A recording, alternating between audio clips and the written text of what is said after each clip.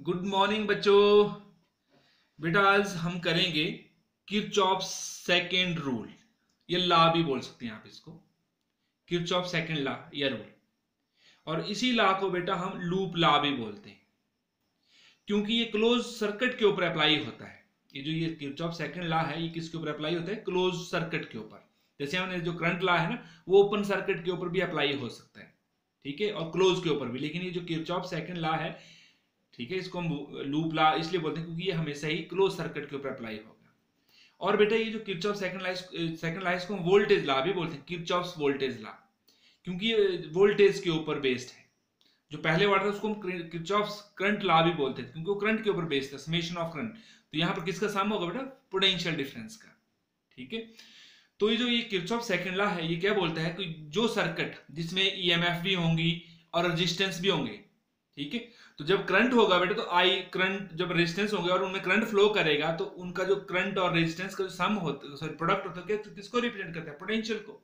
और ईएमएफ ही क्या होता है? Maximum potential difference between two electrons. तो ये पोटेंशियल है, ईएमएफ भी पोटेंशियल है, और ये I current into resistance, current और रेजिस्टेंस का प्रोडक्ट भी क्या है? पोटेंशियल है। तो जो किरचॉफ सेकंड लॉ है या लूप लॉ या वोल्टेज लॉ, क्या बोलते हैं बेटा? कि around any close loop of network में जो इलेक्ट्रिक सर्किट होगा, the algebraic sum of changes in potential must be equal to zero. तो जितनी भी चेंज पोटेंशियल में आएगी एक क्लोज लूप में, वो कितनी आएगी बेटा? जीरो, ठीक है। या बेटा हम मैथमेटिकली लिखना तो इसको हम summation of delta V is equal to zero.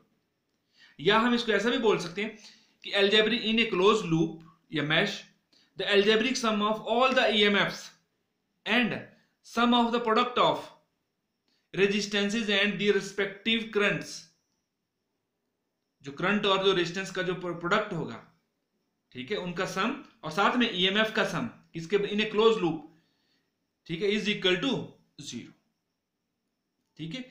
EMF का सम और करंट और रेजिस्टेंस का जो प्रोडक्ट होगा उनका सम, टोटल सम कितना आएगा बेटा? जीरो आएगा। या हम ये भी बोल सकते हैं जितने भी ईएमएफ होंगे किसी क्लोज सर्किट में, उनका सम किसके बराबर आएगा? जो करंट और रेजिस्टेंस का जो क्या बोलते हैं प्रोडक्ट होगा, जितने भी रेजिस्टेंस आए उनके उसमें करंट कितना फ्लो करे, करंट और रेजिस्टेंस का प्रोडक्ट का सम दोनों मतलब बराबर आएंगे। ईएमएफ, या हम ऐसा भी बोल सकते हैं क्लोज लूप या mesh, algebraic sum of EMF is equal to the sum of the product of resistance and their respective currents flowing through them. Clear? तो ये था बेटा। अब या हम ऐसा भी बोल सकते हैं total potential algebraic sum of all the potential in a close loop containing EMF and resistance is equal to zero. अब बेटा इसमें साइन कन्वेंशन सपोज करते हैं, ठीक है। तो एक बेटा हमने जब भी हम, जैसे ये कोई इलेक्ट्रिक सर्किट है, ठीक है, तो जब भी हमने किसी क्लोज लूप को ट्रेवल करना है, तो हमने देखो जब ट्रेवल करना है तो हम ऐसे भी जा सकते हैं और ऐसे भी जा सकते हैं, एंटी क्लॉकवाइज भी और क्लॉकवाइज, ये आपके ऊपर होता है बेटा, ठीक है। लेकिन जब आप, और जहां क्लोज लूप है, क्लोज लूप कहां से होगा? जैसे मान बोलो यहां से चले, मान लो यहां से ऐसे जाना है हमने, ए बी सी, सी से कहां जाएंगे? डी, डी से ई, ई से एफ, एफ से दोबारा कहां पहुंच जाएंगे आप? ए पे। तब क्लोज हुआ, जहां से चले वहीं पर आपने आना है। अगर आप इस पाथ को जा रहे ए बी ई एफ ए, तो मतलब जहां से भी चलेंगे वहां पर आएंगे। या आप मान लो यहां पर है, यहां से चले आप B C D E B, या हम ऐसे भी चल सकते हैं B E D C B, ठीक है, जो आपकी इच्छा है। लेकिन हम क्लॉकवाइज भी ले सकते हैं और एंटी क्लॉकवाइज भी ले सकते हैं, लेकिन जहां से चलेंगे वहीं पर हमने हटके वापस आना है, तो वो क्लोज लूप हुआ बेटा, ठीक है। अब बेटा जब भी हम क्लॉकवाइज चलें या एंटी क्लॉकवाइज चलें, तो जैसे हम मान लो यहां से ऐसे चले, जो ईएमएफ होगी जब हम लूप को ट्रेवल कर रहे हैं, अगर ईएमएफ का पॉजिटिव टर्मिनल पहले आता है तो हम उसे क्या लेंगे बेटा? ईएमएफ को पॉजिटिव लेंगे, समझ गए? जब हम लूप को ट्रेवल कर रहे हो, अगर जो ईएमएफ है उसका पॉजिटिव टर्मिनल आ रहा है तो हम उसको क्या लेंगे बेटा? पॉजिटिव। और अगर नेगेटिव आता है, जैसे मान लो हम यहां से ऐसे जा रहे हैं और ये E1 आ गया, कौन सा टर्मिनल आया बेटा? यहां पर स्मॉल, मतलब नेगेटिव, तो ईएमएफ को क्या लेंगे हम? नेगेटिव। अगर हम ऐसे जा रहे हो, ऐसे जाएंगे तो E1 क्या आएगा? पहला पॉजिटिव, फिर ऐसे जाएंगे तो E2 क्या आएगा? फिर ऐसे घूमते हो, E2 को कौन सा टर्मिनल आया पहले? नेगेटिव, तो नेगेटिव। क्लियर हो गया? जब भी हम लूप को ट्रेवल करेंगे, अगर पॉजिटिव टर्मिनल ईएमएफ का पहले आता है सेल का, तो पॉजिटिव लेंगे, अदरवाइज नेगेटिव लेंगे। नेगेटिव मतलब अगर नेगेटिव टर्मिनल आता है तो नेगेटिव लेंगे। क्लियर हो गया ईएमएफ का पॉजिटिव और नेगेटिव लेनी। अब जो दूसरा रूल है बेटा, अब मैंने बताया कि current into resistance, current into resistance भी पोटेंशियल होता है। अब इस पोटेंशियल को कब पॉजिटिव और कब नेगेटिव लेंगे, जब भी हम लूप को ट्रेवल कर रहे हों और करंट भी उसी डायरेक्शन में फ्लो कर रहा होगा, तो करंट और रेजिस्टेंस का जो प्रोडक्ट हो क्या लेंगे बेटा हम, positive. When we traverse the loop in the direction of current, then the product of current and resistance is taken as positive, otherwise negative, and vice versa बोल सकते हैं आप। ठीक है, अगर जैसे हम इधर को जा रहे हैं और करंट का इसके अपोजिट है, हम जिस तरह को रूल लूप को ट्रेवल कर रहे हैं, करंट उसके अपोजिट होगा, तो करंट और रेजिस्टेंस का जो प्रोडक्ट होगा क्या लेंगे बेटा हम, नेगेटिव। तो ये दो साइन कन्वेंशन पोज करते हैं बेटा यहाँ पर। क्लियर हो गया। ईएमएफ को कब पॉजिटिव और नेगेटिव लेंगे, जब हम लूप को ट्रेवल कर रहे हो और सेल का कौन सा टर्मिनल आ जाए, पॉजिटिव टर्मिनल पहले आ जाए, तो हम क्या लेंगे बेटा उसको पॉजिटिव। अगर हम लूप को ट्रेवल कर रहे हैं और नेगेटिव टर्मिनल पहले आता है जिस भी तो उसको नेगेटिव लेंगे हम। और करंट और रेजिस्टेंस का प्रोडक्ट का नेगेटिव, अगर हम करंट की डायरेक्शन में जा रहे हैं तो करंट और रेजिस्टेंस का प्रोडक्ट पॉजिटिव, अगर करंट के अपोजिट ट्रेवल कर रहे हैं हम, ठीक है, तो करंट और रेजिस्टेंस का प्रोडक्ट नेगेटिव आएगा। क्लियर हो गया। अब बेटा इसके लिए जैसे हम इसको अप्लाई करते हैं, जैसे हमने ये कोई सर्किट लिया है इन डायग्राम, ठीक है, अब हम इन diagram applying Kirchhoff's voltage law to the close loop. कौन सा लूप लिए बेटा, A B C D E F A. देखो यहां पर ऐसे चलेंगे बेटा हम, यहां से ए से बी, बी से सी, सी से डी, डी से एफ, और मतलब डी से ई, फिर ई से एफ, एफ से कहां आएंगे, ए पे आएंगे। ये वाला बीच वाले को भूल जाओ, यहां से चलेंगे बेटा हम ऐसे से। अब चलो जब यहां से चले आप ए से बी, कोई रेजिस्टेंस आया नहीं आया, कोई ईएमएफ नहीं आया, तो कोई भी पोटेंशियल कंज्यूम नहीं होगा यहां पर।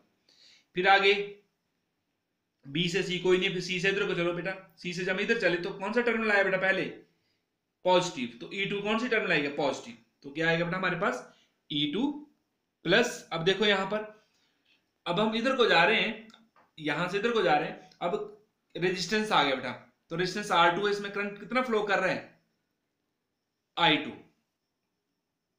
तो I2 इंटू R2 का प्रोडक्ट क्या लेंगे बेटा हम, क्योंकि हम इधर को जा रहे हैं तो करंट कहां है बेटा, इसके अपोजिट है, तो I2 इंटू R2 क्या है बेटा, माइनस का, plus minus I2 into R2, ठीक है। फिर प्लस जब हम यहां से इधर को गए, ठीक है, तो I1 और R1, हम इधर साइड को जा रहे हैं, I1 भी कहां है बेटा, इस साइड को, करंट डायरेक्शन तो हम इधर को जा रहे हैं, तो I1 इंटू R1, क्योंकि इस रेजिस्टेंस में कितना करंट फ्लो कर रहा है, I1, तो I1 इंटू R1 कितना आएगा बेटा, वो पॉजिटिव आएगा। कितना आएगा बेटा, प्लस I1 R1।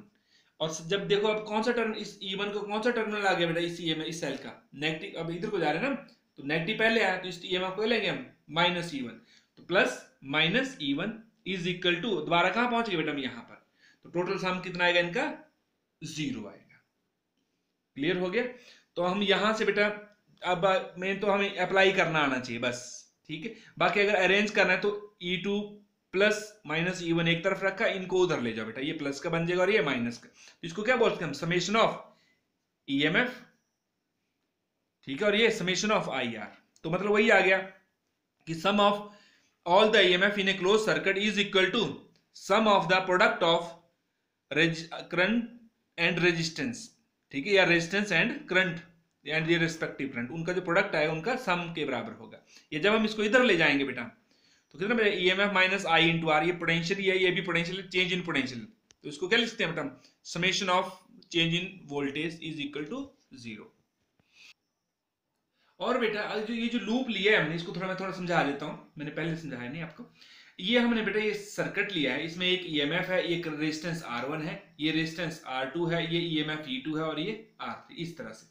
अब बेटा ये जो सेल है, सेल क्या करता है, सेल के कारण करंट होता है। मान लो ये सेल कितना करंट सेंड कर रहा है बेटा इधर को I1, और ये जो ये सेल है जिसकी EMF E2 है, ये कितना करंट सेंड कर रहा है बेटा इधर को I2, तो यहां से I2 और यहां से I1, तो इधर को इन दोनों का I1 प्लस I2 हमने वो उसको कितना मान लिया I3, तो यहां से I3 जाएगा, यहां पर दोबारा से क्या हो जाएगा बेटा, करंट दो पार्ट में बन जाएगी, कुछ इधर को जाएगा कुछ इधर को, तो यहां से ध्यान देना है, जितना यहां से करंट गया यहां से उतना ही करंट इस सेल में एंटर करेगा, ठीक है। I2 गया तो I2 ही आएगा, और यहां से बेटा I1 गया तो यहां पर दोबारा कितना आएगा, इधर को I1 ही आएगा, ठीक है। और इसमें इन दोनों का सम आएगा इसमें, क्लियर हो गया।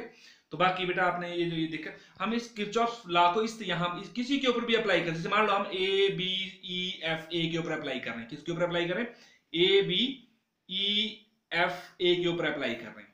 तो देखो बेटा ए से बी में कोई भी नहीं है, ना ही रेजिस्टेंस ना ही ईएमएफ है, फिर यहां से इधर को चलो तो I3 into R3, current I3 है और रेजिस्टेंस R3, तो इसमें इन दोनों का प्रोडक्ट क्या लेगा बेटा, करंट भी इधर को है और हम भी इसी साइड को जा रहे हैं, तो I3 इंटू R3 क्या आएगा, प्लस का I3 इंटू R3।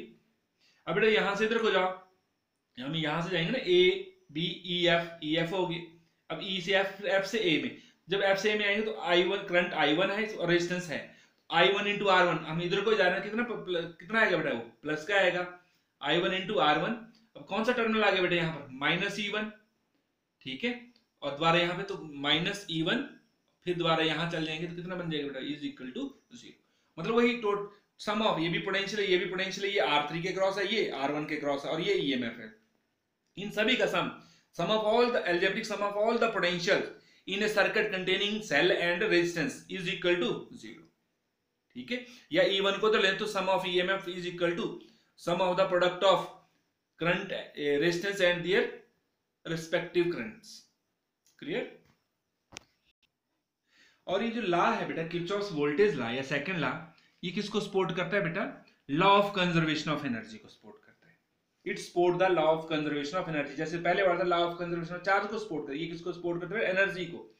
क्योंकि देखो बेटा वोल्टेज क्या होता है, पोटेंशियल क्या होता है, amount of work done to move a unit charge from infinity to that point. अगर हम इलेक्ट्रिक सर्किट की बात करते हैं, ठीक है, तो ईएमएफ क्या मानते हैं हम कि ये एक एनर्जी होती है, it supply the energy to move a unit charge once around the close circuit.